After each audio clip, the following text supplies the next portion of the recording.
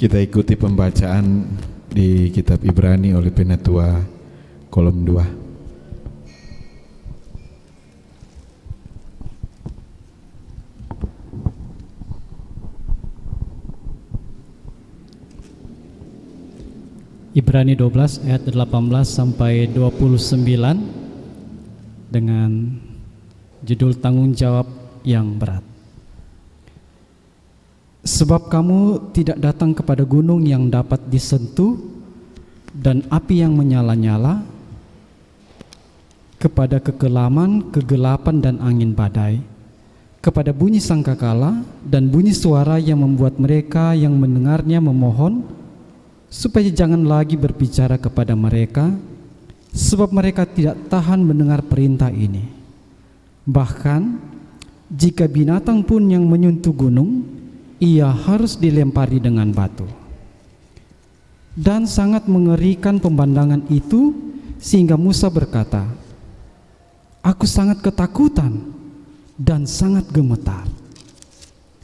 Tetapi kamu sudah datang ke Bukit Sion, ke kota Allah yang hidup, Yerusalem sorgawi, dan kepada beribu-ribu malaikat suatu kumpulan yang meriah, dan kepada jemaat anak-anak sulung yang namanya terdaftar di sorga, dan kepada Allah yang menghakimi semua orang, dan kepada roh-roh orang-orang benar yang telah menjadi sempurna, dan kepada Yesus pengantara perjanjian baru, dan kepada darah pemercikan yang berbicara lebih kuat daripada darah Habel.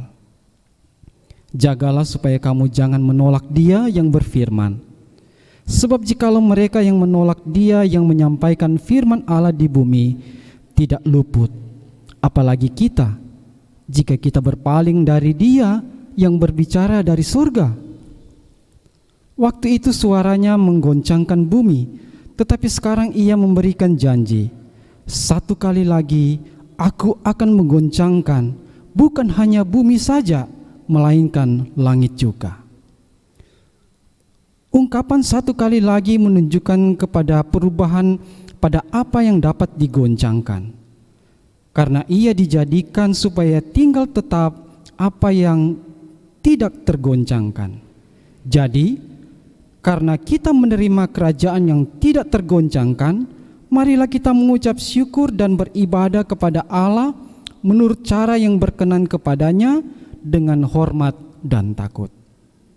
Sebab Allah kita adalah api yang menghanguskan. Demikian pembacaan kita.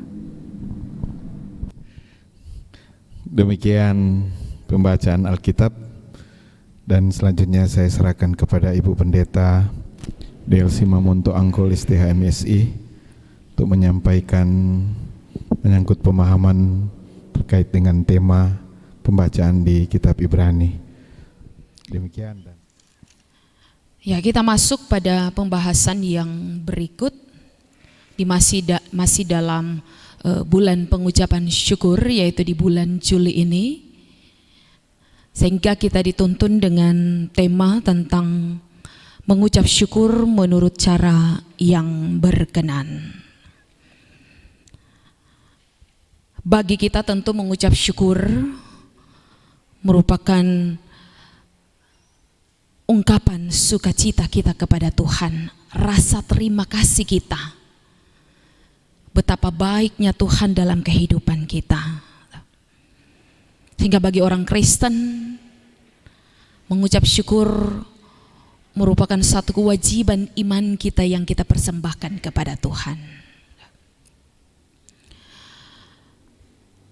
Dan dalam rangkaian bulan pengucapan syukur, tentunya ucapan syukur yang kita lakukan adalah dalam satu persekutuan ibadah sebagai jemaat yang ada dalam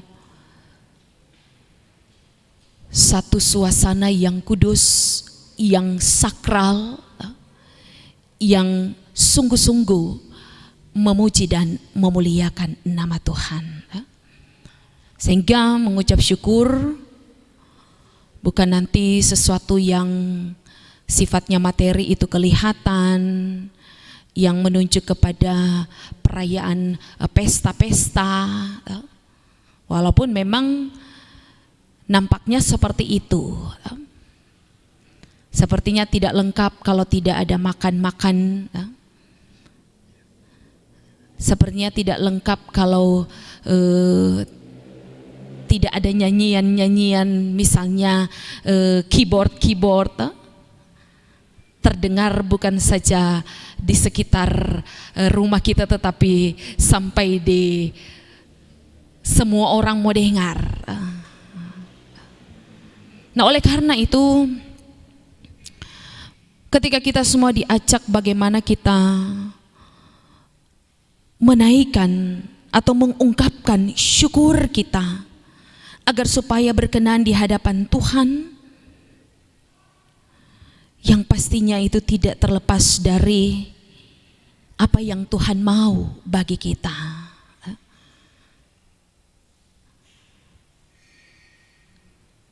Yang Tuhan mau adalah bagaimana ucapan syukur itu berangkat dari ketulusan hati kita untuk memuji dan memuliakan nama Tuhan.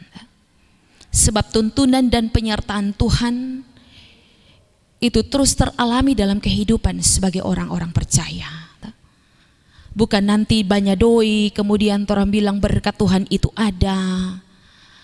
Ketika tidak ada uang atau sering bilang sadiki itu uang, orang bilang ya nyanda ada. Tapi faktanya di bulan pengucapan syukur, mungkin bilang nyanda ada doi deng ada doi, nyanda mau dapat lia. Karena rata-rata orang merayakan ucapan syukur itu. Nah, karena itu, maka melalui firman Tuhan dari kitab Ibrani 12 ayat 18 hingga ayat 29, kita semua diajak bagaimana kita membawa ucapan syukur kita bukan menurut kita, tetapi menurut kehendak Tuhan, sehingga ucapan syukur kita itu berkenan di hadapannya. Nah, saudara-saudara, berangkat dari pembacaan firman Tuhan kita, yaitu dari Ibrani pasal 12 ayat 18 hingga ayatnya yang ke-29, di mana memang tidak diketahui secara pasti siapa penulis dari kitab Ibrani ini, tetapi tentu menurut para ahli yang meneliti, bahwa kitab Ibrani ini ditulis diperkirakan sebelum tahun 95 Masehi. Dan yang menjadi alamat surat ini itu kepada orang-orang atau orang-orang Yahudi yang hidup di perantauan, artinya mereka yang telah hidup bersama dengan orang-orang Kristen non-Yahudi, dalam hal ini Yunani. Tahu kalaupun orang dapat baca menurut pasal 13 ayat 24, di situ dikatakan bagian penutup dari kitab ini, sampaikanlah salam kepada semua pemimpin kamu dan semua orang kudus, dan terimalah salam dari saudara-saudara di Italia. Jadi kira-kira demikian yang menjadi alamat surat ini. Dan maksud dari kitab Ibrani ini ditulis, yaitu isinya sifatnya seperti khotbah atau pidato yang memberi penguatan-penguatan kepada jemaat-jemaat Tuhan yang sedang mengalami berbagai pergumulan,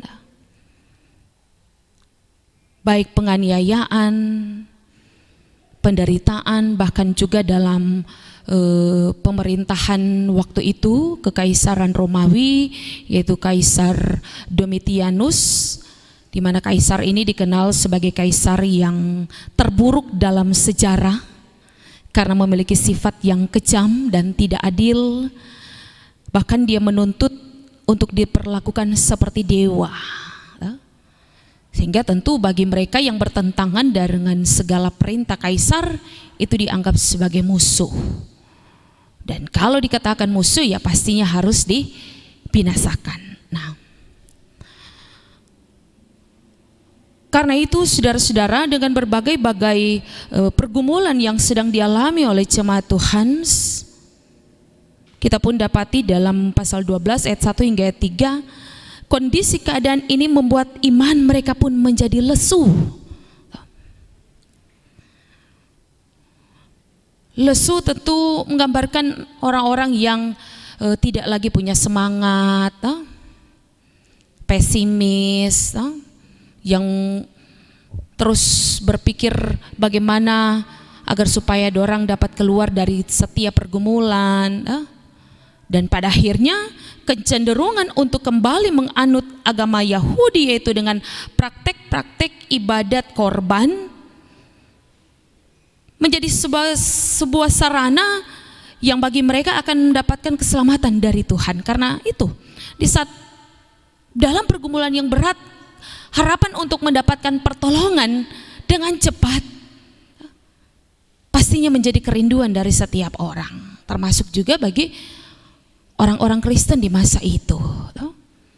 Anda merasa mungkin berdoa tidak cukup, beribadah juga tidak cukup, sehingga mungkinkah dengan mempersembahkan korban menjadi salah satu cara supaya dorang akan mendapatkan secara cepat menurut dorang jawaban dari setiap pergumulan yang mereka sedang hadapi. Hingga pada pasal 10 situ juga dikatakan bagaimana bentuk-bentuk persembahan yang pada akhirnya dilakukan oleh mereka, yaitu ya mempersembahkan persembahan korban dengan harapan untuk memperoleh keselamatan. Sehingga di situ dikatakan ayat 3 bilang justru oleh korban-korban itu yang diberikan setiap tahun akan membawa mereka kepada suatu peringatan akan adanya dosa. Jadi mau bilang pada akhirnya jemaat ini tidak lagi dapat lagi melihat bahwa dengan keyakinan iman mereka yang sungguh kepada Yesus Kristus yang telah menyelamatkan mereka dari dosa, tetapi dengan kembalinya mereka mempraktekkan ibadat-ibadat korban membuat mereka tidak lagi keluar dari perbuatan dosa. Karena di saat buat dosa memberi persembahan, ulang lagi baking dosa, ulang lagi memberi persembahan. Jadi justru membuat mereka ada dalam peringatan bahwa ternyata dorang tidak pernah lepas dari perbuatan-perbuatan dosa. Nah, melalui teks pembacaan kita di sini,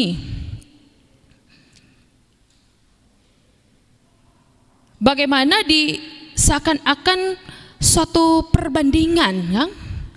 Satu perbandingan yang berangkat dari perjanjian lama, ya memang dalam Ibrani ini juga banyak mengutip perjanjian lama sebagaimana dalam pembacaan kita saat ini.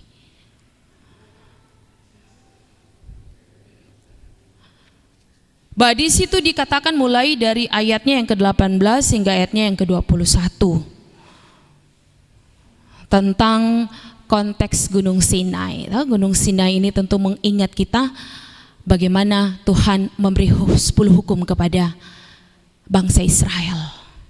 Sehingga di situ digambarkan ketika bangsa Israel berkumpul di Gunung Sinai untuk menerima 10 hukum Taurat, kilat petir menyambar-nyambar, bunyi guntur berguru secara mengerikan, bahkan ketidakmampuan bangsa ini untuk menghampiri hadirat Tuhan karena ketakutan mereka. Ketakutan karena apa? Karena ketakutan mereka akibat perbuatan dosa mereka. Sini dikatakan sedangkan binatang saja menentu gunung itu dilempari dengan batu. Begitu juga dengan manusia. Sehingga satu kengerian yang dialami ketika mereka berada di Gunung Sinai, sampai-sampai pada ayatnya yang ke-21 Musa berkata, aku sangat ketakutan dan sangat gemetar ketika peristiwa Gunung Sinai terjadi. Tapi ketika kemudian bicara tentang Bukit Sion ayat 22 hingga ayat 24, suatu keadaan yang berbeda. Apa yang berbeda? Artinya ini bukan bicara tentang fisik. Bukit Sion menunjuk kepada bentuk fisiknya, bicara tentang bukitnya, tetapi menunjuk kepada kehadiran Allah. Kehadiran Allah melalui Yesus Kristus yang memberi pendamaian. Sehingga bagi orang atau orang-orang yang diajak ke Bukit Sion, mereka bukan takut, tetapi justru mereka bergembira dan bersuka cita. Kenapa? Karena di dalam Yesus Kristus ada keselamatan melalui pengorbanannya bagi orang-orang berdosa. Beda. Ketika Gunung Sinai, coba berani datang menghampiri Tuhan. Pastinya mereka akan mati. Kenapa? Karena dosa-dosa mereka. Tapi Bukit Sion menunjuk satu keadaan yang berbeda, di mana pengorbanan Yesus Kristus dikatakan di situ darahnya lebih kuat dari darah Habel. Itu kutipan lagi dari Perjanjian Lama.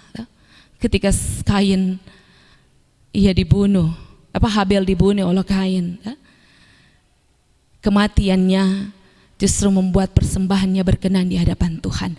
Tapi pengorbanan Yesus Kristus lebih dari itu. Darahnya yang tercurah lebih dari itu. Lebih kuat, lebih luar biasa. Kenapa? Karena menguduskan seluruh orang percaya. Orang yang datang kepada Yesus, mereka memperoleh keselamatan. Nah, oleh karena itu, pastinya tentu ada hal yang diingatkan oleh jemaat Tuhan ayat 25. Jagalah supaya kamu jangan menolak Dia yang berfirman. Jadi ketika orang datang kepada Tuhan menerima anugerah keselamatan itu, janganlah pada akhirnya itu hanya sekedar sesaat saja.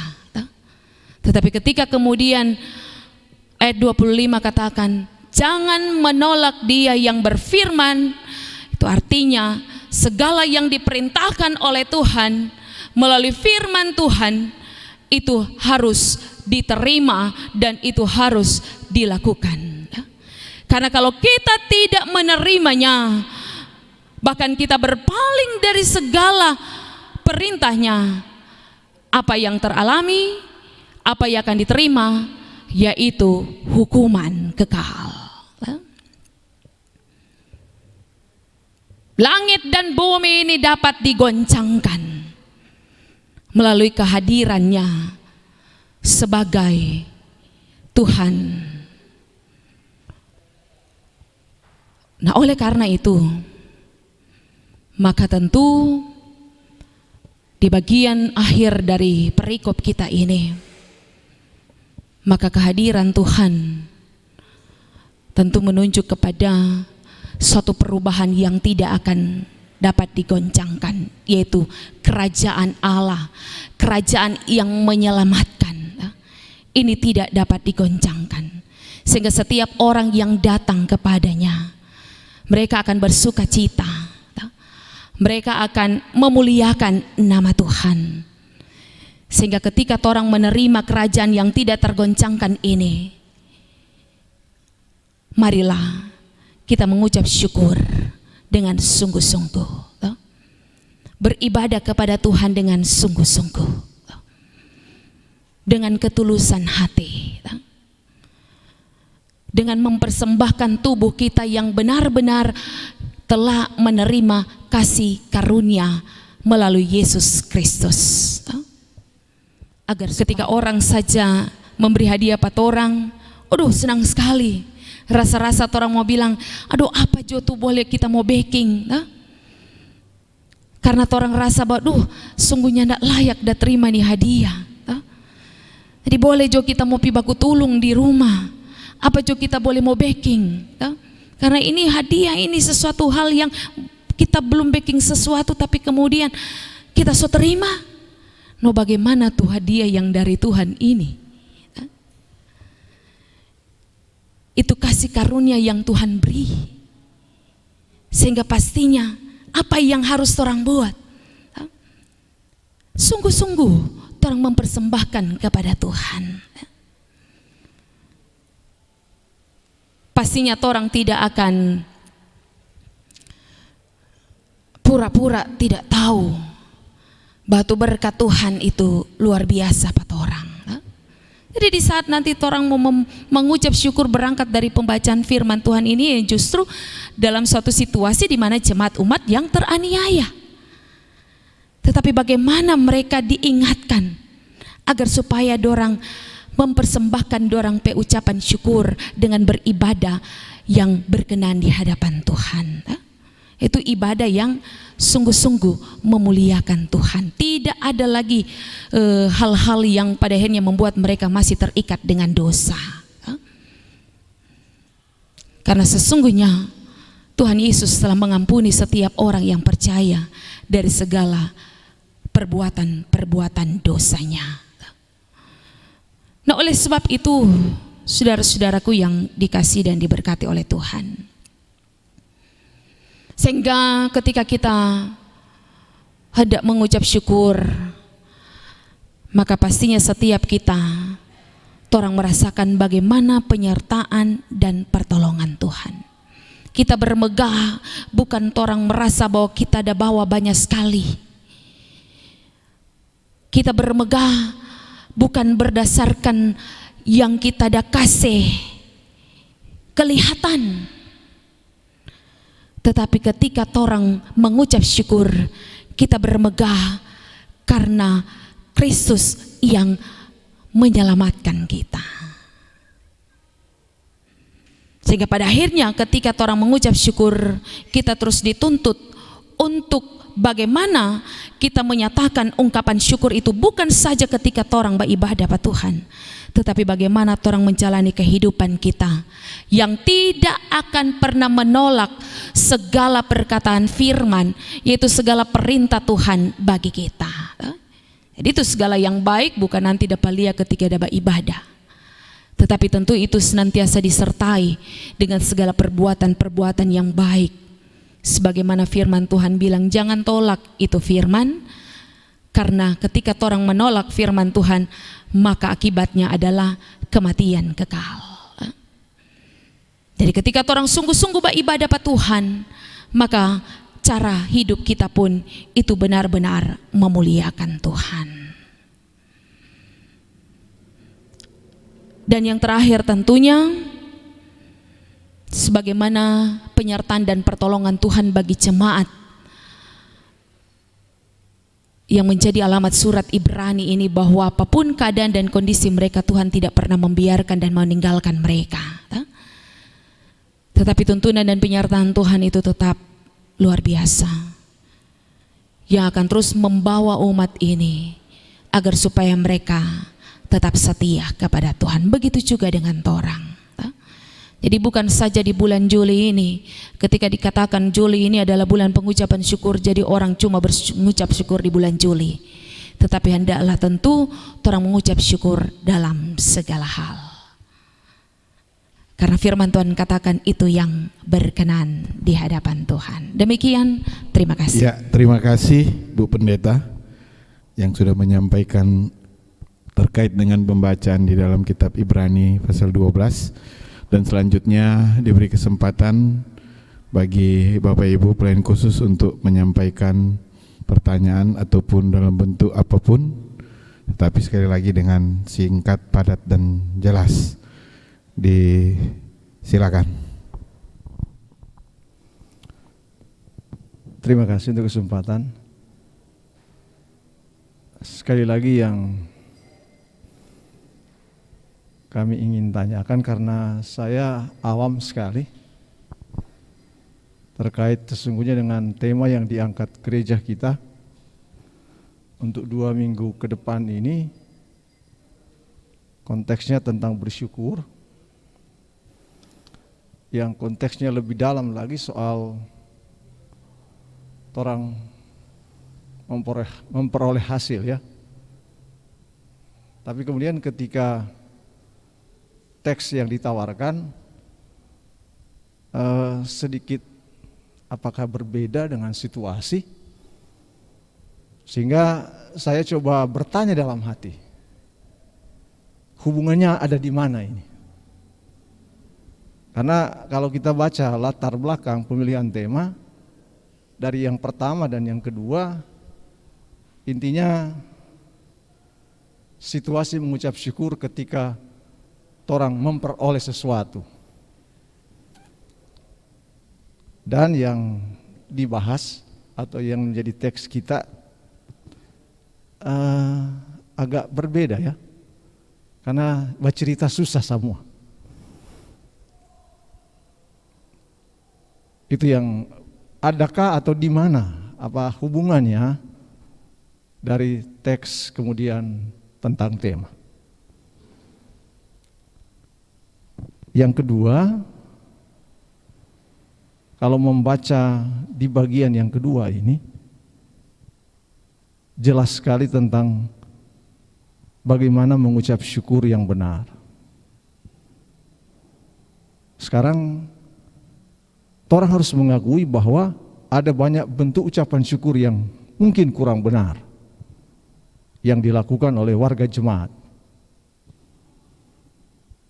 Sekarang bagaimana sikap gereja kita tentang hal ini? Ada yang mengucap syukur ibadahnya 1 jam ya, tapi sesudah itu mungkin 8 jam itu, mari orang lihat apa yang dilakukan oleh jemaat.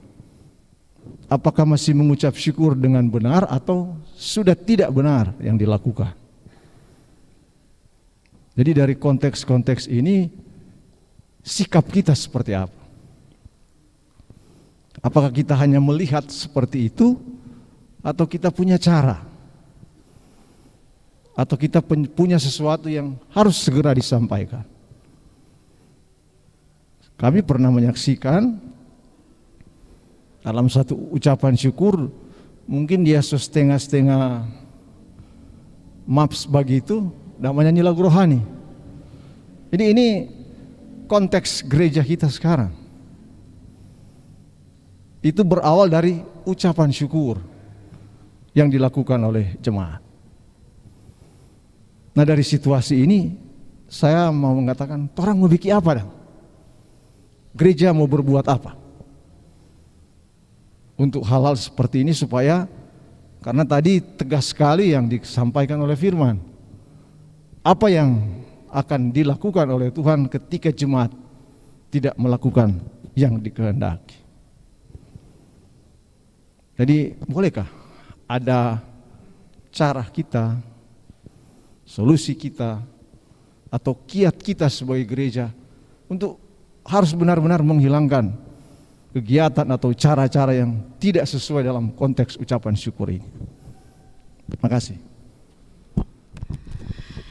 Ya, terima kasih Pak Penetua yang sudah menyampaikan beberapa hal. Yang pertama terkait dengan pendalaman materi, kaitan teks pembacaan dengan pembacaan yang ada.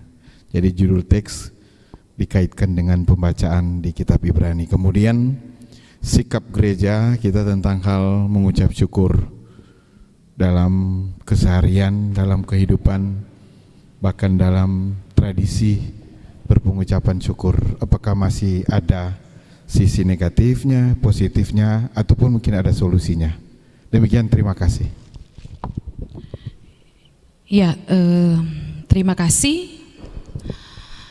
Pada dasarnya tentu firman Tuhan mengajarkan kita mengucap syukur kepada Tuhan itu didasari karena karya penyelamatan Allah di dalam Yesus Kristus kepada kita. Lewat pengorbanannya, lewat kematiannya, yang tadinya kita adalah orang berdosa, tapi kemudian kita boleh bermegah di dalam Kristus. Karena dengan iman kita meyakini bahwa kita telah diselamatkan. Sehingga yang tadi saya katakan dalam konteks di mana umat Tuhan, artinya dalam situasi ya, ketika mereka mengalami satu pergumulan yang berat, artinya penderitaan, penganiayaan, tekanan-tekanan hidup, sehingga seakan-akan berada satu pilihan, kalau mau ikut Tuhan, mati. Tetapi jaminannya adalah kehidupan kekal. Kalau mengikuti kaisar dalam pengertian yang menempatkan diri sebagai dewa, boleh dikata mereka selamat. Tetapi artinya kematian kekal itu yang menjadi akibat dari ketidaktaatan sebagai umat Tuhan. Nah, oleh karena itu, walaupun memang satu konteks yang ya boleh dikata dorang bergumul, dorang berdoa, tapi sepertinya waktu pertolongan Tuhan dalam pandangan mereka lama, atau mungkinkah ada cara yang lain sehingga cara itu kembali lagi di mana ketika dorang mau beribadah kepada Tuhan kembali dengan cara mempersembahkan korban. Tetapi sekali lagi di hadapan Tuhan bukan hanya mau lihat tuh yang torang dah kasih, tetapi yang dari hati ini dulu. Tujuan ketika memberi itu berangkat dari apa? Jadi Tuhan yang paling tahu. Apa artinya kalau hanya justru yang paling Tuhan tahu itu bukan hanya hal yang kelihatan tetapi yang ada lia-lia. Karena mungkin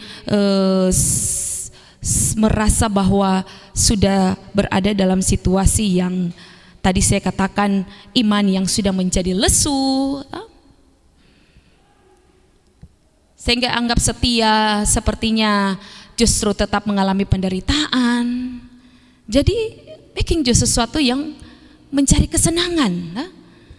Susah leh kung mau jalani kehidupan dalam kesusahan. Dalam prinsipnya manusia berpikir nih hidup ini cuma satu kali. Jadi baking jatuh sesuatu yang suka-suka apa tuh boleh mau baking. Jadi akhirnya tuh orang beribadah hanya ya yang penting ibadah. Yang penting kok ketika orang memberi persembahan, orang yakin Tuhan ampuni pat orang. Ulang lagi baking dosa, ulang lagi memberi persembahan. Sehingga justru persembahan ini hanya membawa umat terus menerus hidup di dalam dosa. Apa artinya ibadah yang seperti itu? Sehingga melalui pembacaan ini tentu umat hendak diperlihatkan betapa baiknya Tuhan itu. Lihat, ketika bangsa Israel itu dipanggil ke Gunung Sinai, dorang dipanggil, dorang datang dengan penuh ketakutan, bahkan tidak berani untuk menghadap hadirat Tuhan karena dorang tahu dorang akan mati. Tapi ketika mereka dipanggil ke Gunung Sion, menunjuk kehadiran Allah melalui Yesus Kristus yang memberi anugerah keselamatan, sehingga umat Tuhan dipanggil mereka menerima sukacita dan kebahagiaan yang kekal. Karena ketidaklayakan mereka yang harusnya dihukum, yang harusnya mati, tetapi melalui Yesus Kristus mereka memperoleh keselamatan. Sehingga disinilah yang tentunya mau bilang bahwa umat Tuhan bersuka cita karena keselamatan yang telah diberi. Ucapan syukur itu berangkat dari keselamatan yang telah dianugerahkan. Artinya orang yang percaya kepada Kristus mau bilang, orang ini orang yang sudah dipulihkan dari dosa. Sehingga di saat juga tentu memberi dengan penuh syukur itu karena torang perasa terima kasih yang luar biasa, yang walaupun bagi torang berapa kok yang torang mau kasih pak Tuhan, nya ndak mampu mau balas tuh Tuhan pe kebaikan for torang.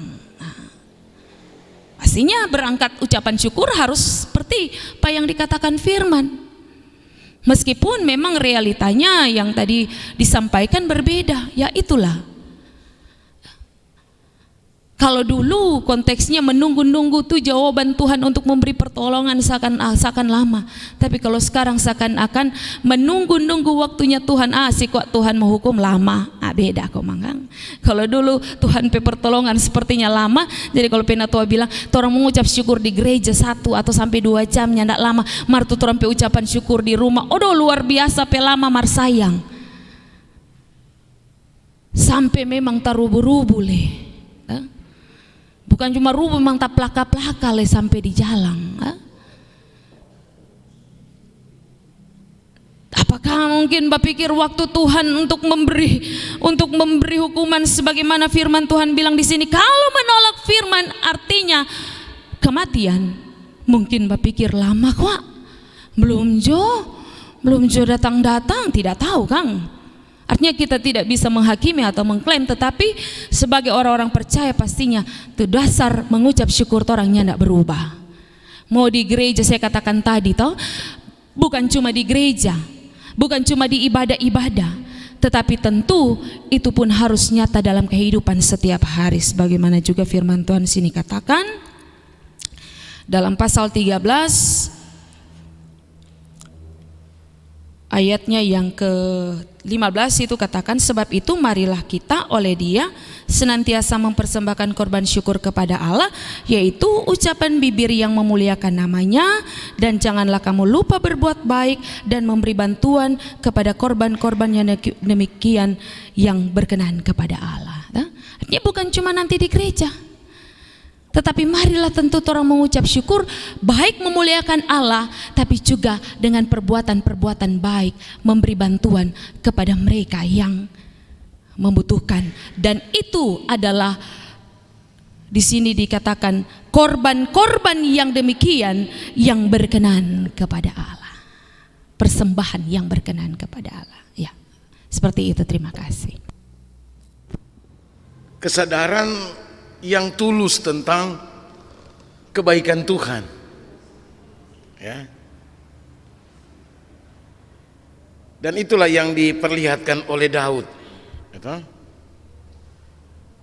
Bahwa Tuhan itu betul-betul ada, sehingga mengucap syukur itu tidak sembarangan,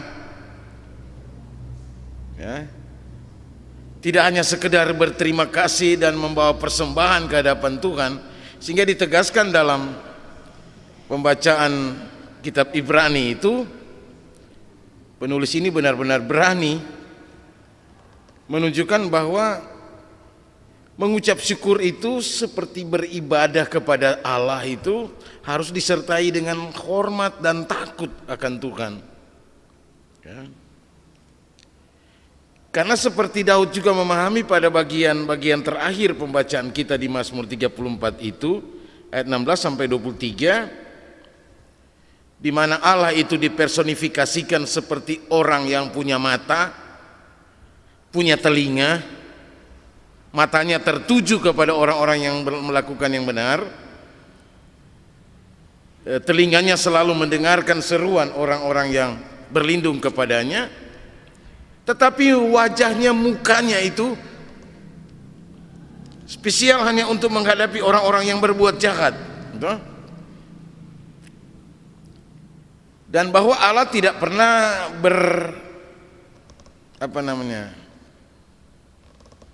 bernegosiasi dengan orang yang berbuat jahat. Tetapi bagi orang yang berbuat baik selalu ada dalam pemandangan mata Tuhan. Nah itulah, jadi mengucap syukur itu satu perbuatan baik yang dikehendaki Tuhan. Sekarang apakah pengucapan syukur kita sudah berkenan kepada Tuhan? Betul? Ataukah justru sebaliknya, kita sedang berhadapan dengan wajah Tuhan, bukan dengan mata dan telinga Tuhan, ya kan? Kalau ibarat gambaran pemazmur. Atau justru kita sedang berhadapan dengan bahwa Tuhan itu sebagai api dalam Ibrani. Nah, jadi memang benar yang mau ditegaskan di sini, tema kita adalah menyoroti tentang pengucapan syukur harus benar-benar dilakukan dengan landasan teologis, bukan didasarkan pada kebiasaan atau tradisi. Yang penting ada nasi jadeng dodol. Toh, kalau nak ada dodol dan nasi jah bukan pengucapan. Itu kan terjadi semacam apa namanya, image kita kan. Jadi kalau pengucapan so mesti ada bawa apa itu, don bilang bambu, atau so mesti ada meriam bambu kan, meriam bambu. Minimal double up kalau boleh, dan di motor mesti ada gantong. Kalau ada gantong itu, oh bukan pengucapan ini. Tuh. Walaupun pada kenyataan banyak yang mengeluh, doh, sampai di rumah memang so macam-macam. Jadi penting sekali bagaimana orang memaknai pengucapan syukur itu sebagai apa?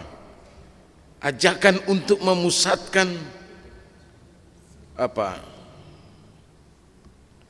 Arah orientasi kita kepada Tuhan, bukan kepada hal-hal yang sifat material. Karena jangan-jangan itu akan mendatangkan hukuman bagi kita. Hukuman dalam arti kebiasaan yang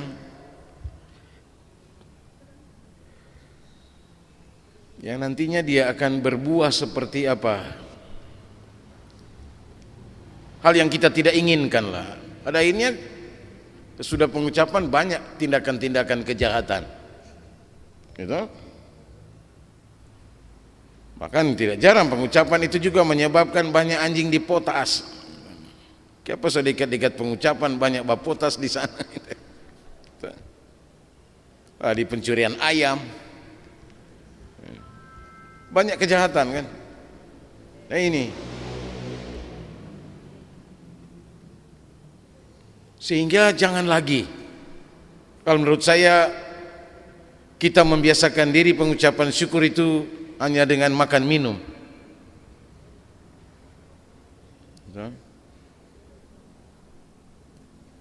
Kalau boleh dikurangilah kebiasaan itu.